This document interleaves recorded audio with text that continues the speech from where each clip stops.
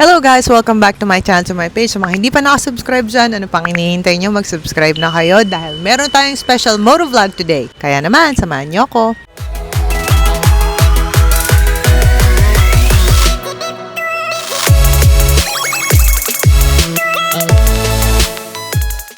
So guys, napapansin nyo, ayan, ang daming motor sa likod ko at ayun si Coach Mel, oh.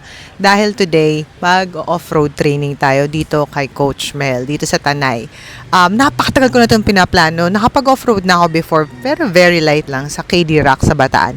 Ang gamit ko doon ay KLX. At napakatagal ko na talagang pinaplano mag-off-road, sumabak sa ganong klaseng ride at bumili rin ng bike na pang off-road. Pero sabi ko, kailangan ko munang mag-training kay Coach Mel. At least basic man lang makuha ko. So, para meron tayong proper and alam talaga natin ng mga dapat at hindi dapat pag nasa off-road ka na.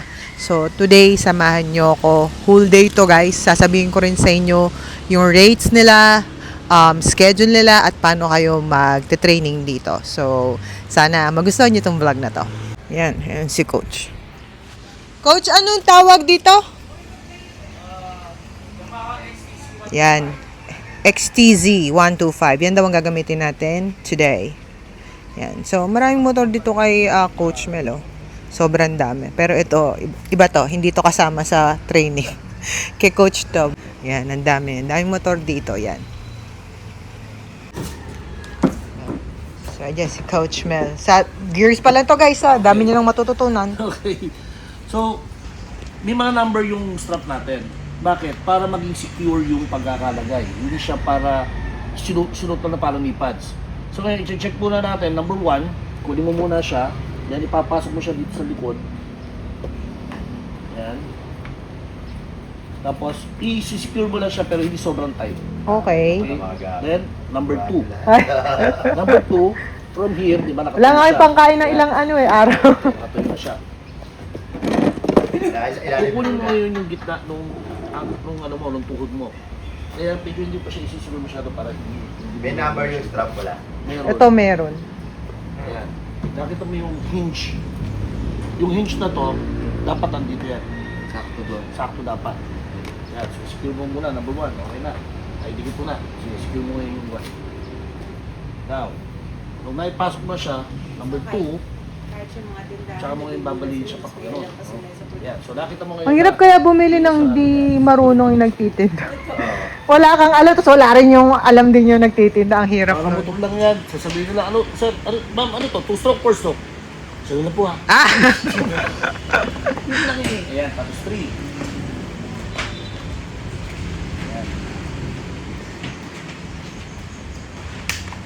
Let's go. Ayan, sorbo mo lang.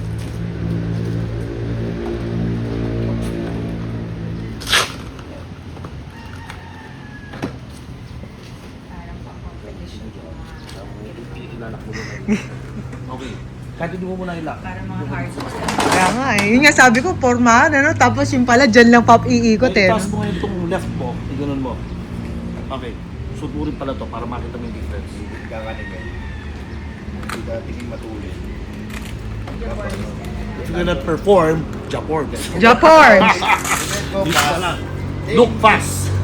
Look fast. Look fast. Look fast. Intimidation at the Alright. Now, taas mo yan. Okay? Bababa na konti. Yan. Tsaka mo ingay i-twist mo. Sagad. Pap. Nakita mo ngayon to. Yan yung poproteksyonan ng brace. O, baba mo ngayon. Iyakat mo ngayon to. Tsaka mo i-twist. Wala mo siya. Nakita mo. That's the purpose. Kasi sabi nga nila, mas mahal to. Mas mahal naman yung operation ng ACL. So, yan ngayon yung mag-limit. Second, is para maiwasan yung overextend. Overextend. Plus, eto, makikita mo, may ano to eh, may mga pads pa eh.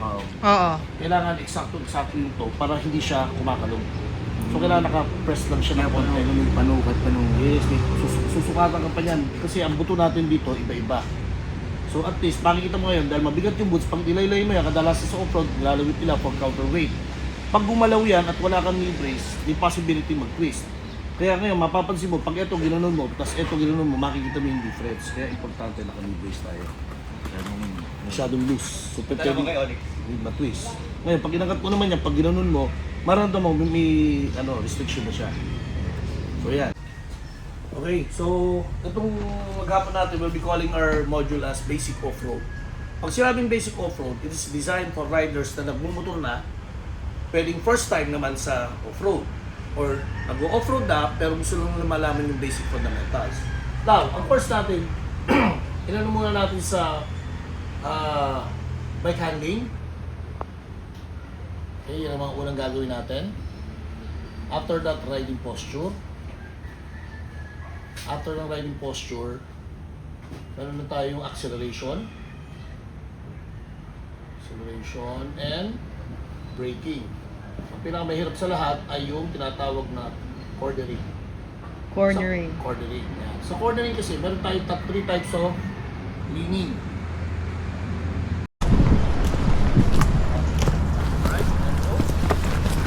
Astronaut. Parang nasa buwan eh.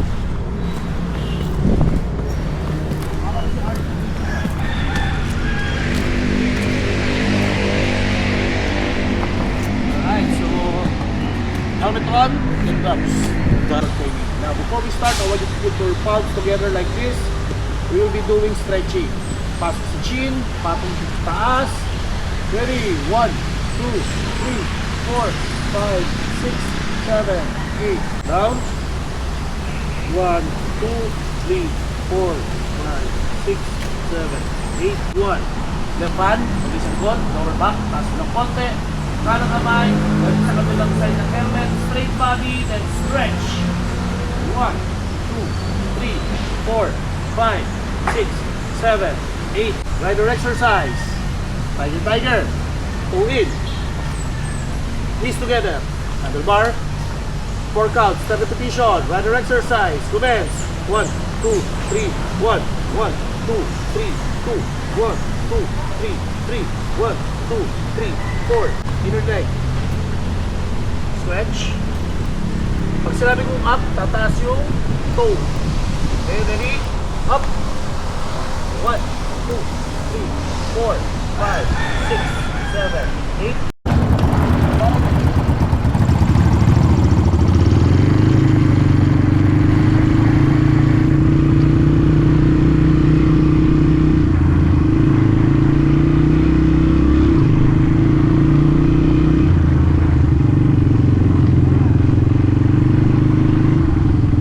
Now, pag umakyat tayo, magka-release ng clutch, it's all about throttle control na.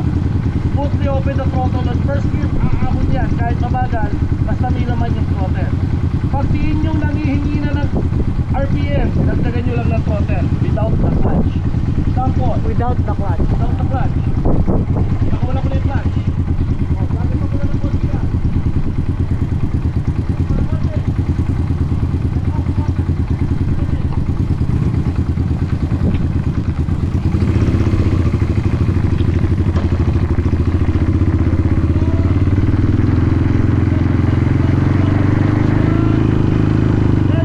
Next rider.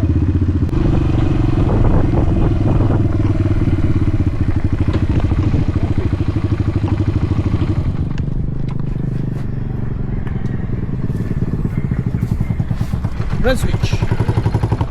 Now, assessment. You have to always use your rear brake, not your front brake. Remember, last traction, pwede numulas. Sanay sa front brake, okay. Pero sa dirt, you really need to use your rear brake. Kaya yung tigil mo kanina, tinitignan ko kung tatapakan mo, hindi mo tinapakan. Okay. Pang Teki, okay yung takbo mo. Kanina lang, nung lumabas ka doon, hinawakan mo yung clutch at tagal. So, freewheeling. Uy, bilis. Nawala si engine brake. Habang hawak mo si clutch, mawawalan ka ng engine brake. Ilan ang preno ng motor?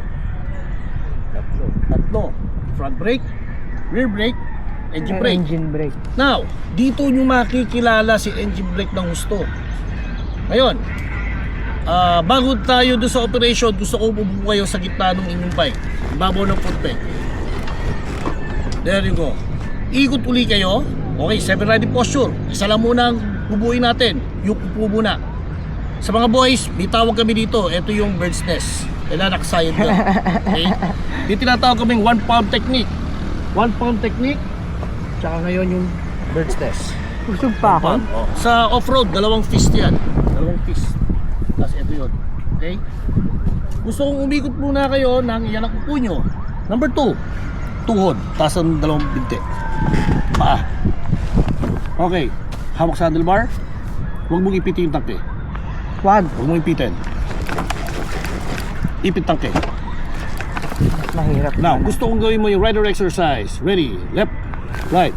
Wap, hindi pa pwede lumipat yung pet. Make sure nakadikit yung pet. Bewa lang gagana. Ready? Hips. Mahirap eh. Yan na, nakuha mo na yung rhythm. Now, don't grip the tank. Huwag mo tanggalin mo yung ipet. Hawak sa handlebar.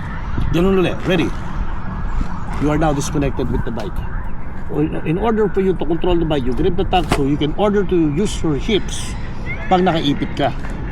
Okay? Subukan mo ulit. Rider exercise. 1, 2, 3, 4. 1, 2, 3, 4. Okay, don't grip. Ready? Rider exercise. So nakita mo, so nawala yung control. Sige, both feet on the ground.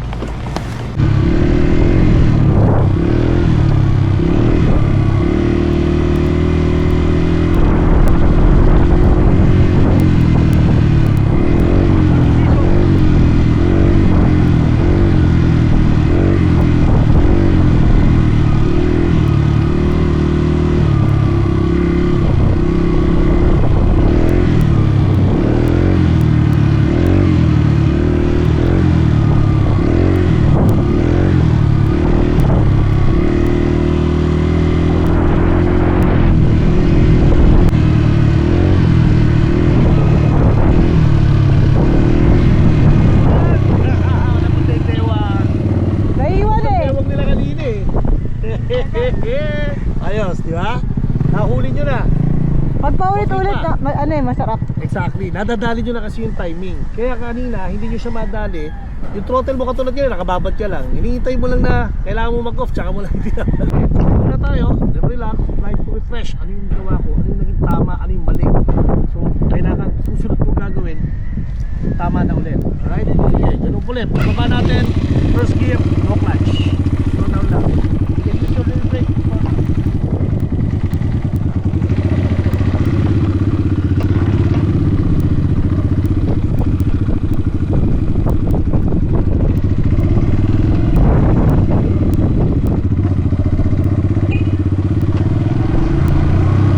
Sorry!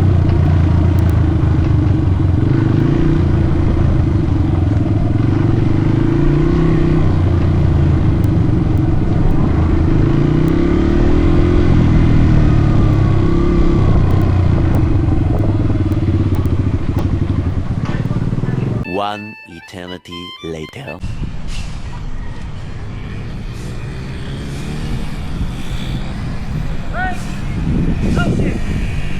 Okay, third!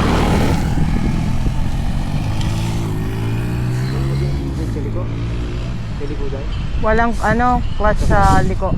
Wala. Magpa first gear ka lang. That's second gear. Ito yung first gear. That's first gear. So now, pwede first, pwede second, pwede third.